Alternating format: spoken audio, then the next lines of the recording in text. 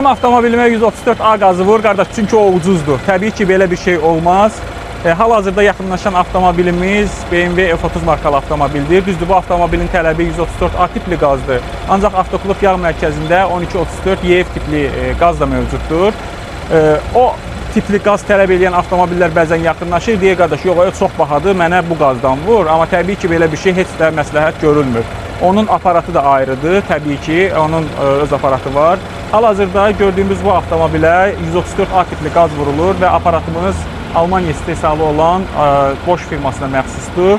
Hal-hazırda qaz vurulması prosesi davam etdirilir və qaz vurulduqdan sonra burada çek çıxacaq. Bu çekdə qramına qədər, yəni tam dəqiq şəkildə nə qədər qaz getdi, istifadə nə qədər olundu, hamısı göstəriləcək.